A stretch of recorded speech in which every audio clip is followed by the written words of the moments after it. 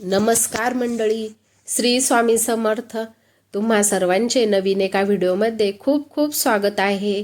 आज मी तुम्हाला गणेश जयंती 2026ची तारीख, शुभ मुहूर्त, गणेश जयंतीचे महत्त्व, गणेश जयंतीची पूजा विधी व संपूर्ण माहिती मी या व्हिडिओमध्ये सांगणार आहे. त्यासाठी व्हिडिओ स्किप न करता शेवटपर्यंत नक्की पहा.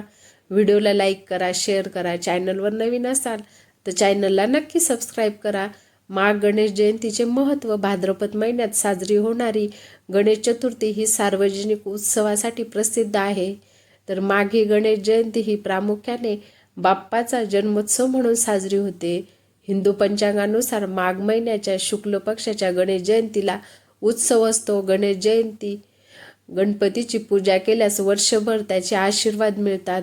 यंदा गणेश जयंती 22 जानेवारी 2026 रोजी साजरी होत आहे. गणेश जयंतीला माघ शुक्ल चतुर्थी, तिलकुंद चतुर्थी आणि वरद चतुर्थी असंही म्हणतात. हिंदू धर्मात याला खूप महत्त्व आहे. माघ महिन्याच्या गणेश जयंतीला उपवास करून गणेशाची मनोभावे पूजा केली तर भक्ताचे त्रास दूर होतात आणि त्याच्या सर्व मनोकामना पूर्ण होतात. हा दिवस श्री गणेशाचा वाढदिवस मानला जातो. अग्निपुराणातही तिलकुंद चतुर्थी व्रताचा नियम, भाग्य आणि मोक्ष प्राप्त करण्यासाठी म्हटलं आहे. गणेश जयंतीच्या दिवशी उपवास केल्यास भक्ताच्या सर्व समस्या नष्ट होतात. गणेश जयंती 2026 तिथी आणि मुहूर्त.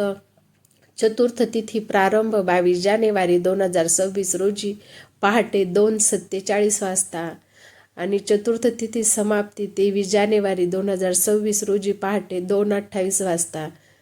गणेश पूजा मुहूर्त मध्यान्ह सकाळी 11:29 ते दुपारी 1:37 पर्यंत. एकूण वेळ 2 तास 8 मिनिटे आहे. गणेश जयंती पूजा विधी. सकाळी लवकर उठून तिळाचे उटणे लावून स्नान करावे. स्नानाच्या पाण्यात थोडे तीळ टाकणे शुभ मानले जाते. या दिवशी गणपतीचे तत्व नेहमीपेक्षा अधिक 100 पटीने पृथ्वीवर कार्यरत असते. म्हणून या तिथीला गणपतीची पूजा करणे अधिक फलदायी मानतात.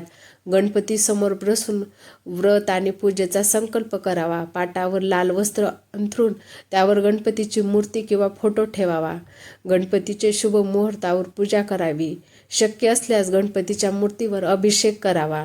बाप्पाला प्रिय गुलाल, लाल जास्वंदाची फुले, कुंदाची फुले, 21 दुर्वांची जोडी अर्पण करावी.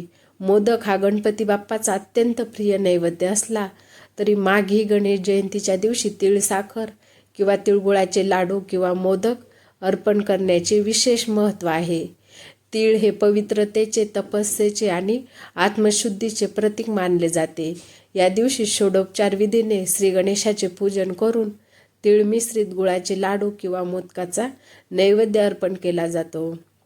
या दिवशी दिवसभर उपवास करून चंद्रोदयाच्या वेळी उपवास सोडतात.